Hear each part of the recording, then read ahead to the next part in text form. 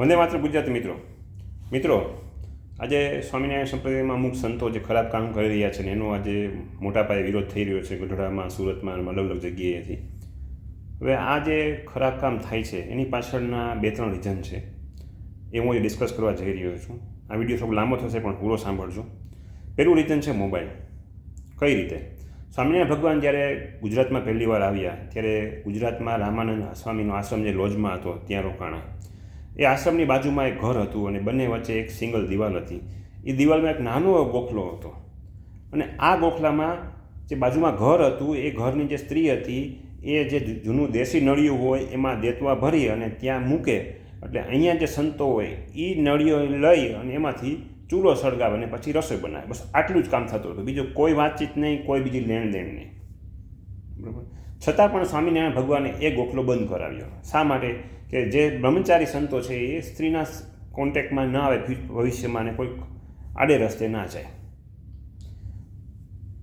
એ જ સંપ્રદાયમાં અત્યારે લગભગ મોટા ભાગના સંતો સ્માર્ટફોન ને એન્ડ્રોઈડ ફોન વાપરે છે અને વિથ ઇન્ટરનેટ, વોટ્સઅપ, આપણે ફેસબુકમાં એકાઉન્ટ બનાવ્યા છે.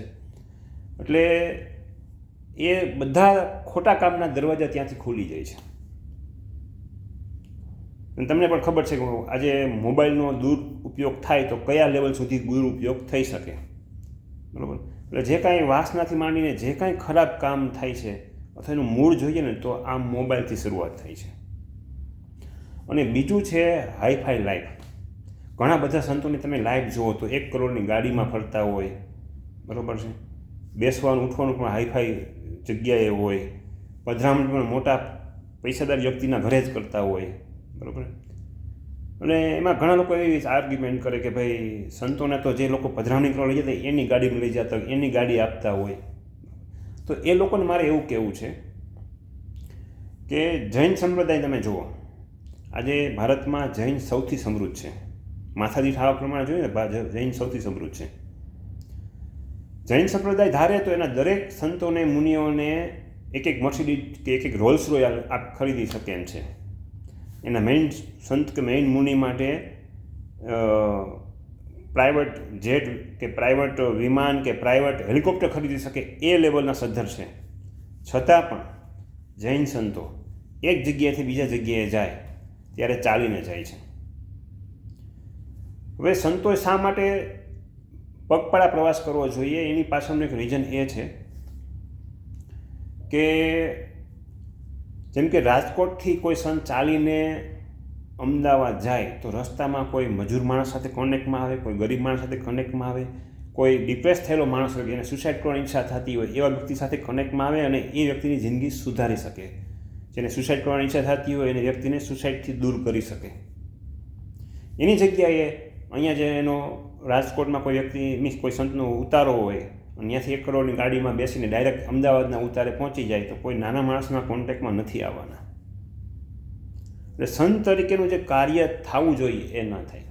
બીજું, સાદી લાઈફ જીવતા હોય, સંઘર્ષ કરતા હોય, બરાબર, એ એક પ્રકારનું તપ હોય. તપમાં જેટલી પીડા ભોગવતા હોય એટલું જ એનું સત વધતું જાય અને એની કામ વાસના એનાથી દૂર રહે. જ્યારે ભોગવિલાસની લાઈફ જીવે તો કામ વાસના વધે. આ બીજું રીઝન છે.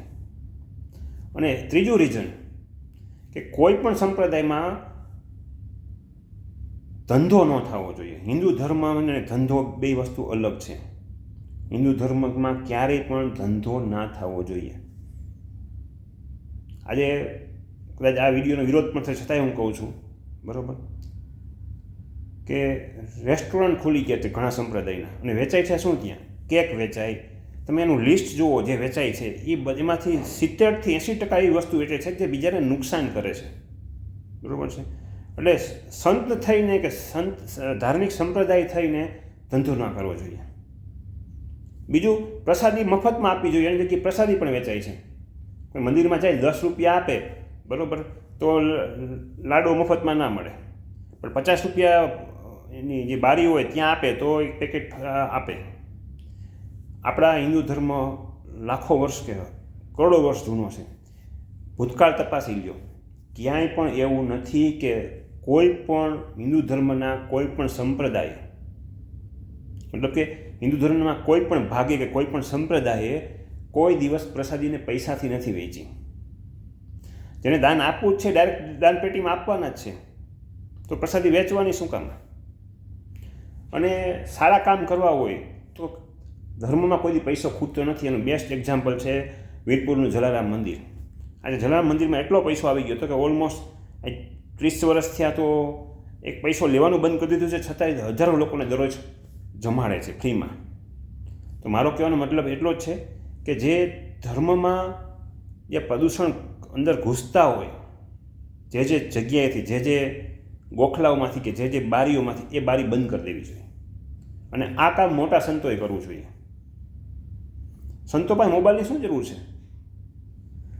જે સંત અથવા જે સંપ્રદાયની જે સંસ્થા હોય સ્વામિનારાયણ સંપ્રદાયની, બરાબર, ત્યાં બીજા જોબ ઉપર કામ કરતા હોય, બીજા ભક્તો હોય, એની પાસે મોબાઈલ હોય તો એના થ્રુ કોન્ટેક્ટ કરી શકે. અથવા લેન્ડલાઇન રાખો બહુમાં બહુ તો. પ્રસાદીને વેચવાનું નહીં, સેલ્સ નહીં, પણ વેચવાનું, ડિસ્ટ્રીબ્યુટ કરવાનું રાખો. અને જે કોલ્ડ ડ્રિંક્સથી લઈને જે ઝેરી તત્વોવાળી જે વસ્તુ જે સંપ્રદાયમાં વેચાઈ રહી છે એ બંધ કરવું જોઈએ. આ વિડીયોથી કોઈને નુકસાન કે ખરાબ લાગ્યું હોય તો માફ કરજો, પણ આ વિડીયો હું એટલા માટે બનાવું છું કે હું પણ સ્વામિનારાયણ સંપ્રદાયને પ્રેમ કરું છું, પણ આ દૂષણ તત્વો નીકળવા જોઈએ. આભાર.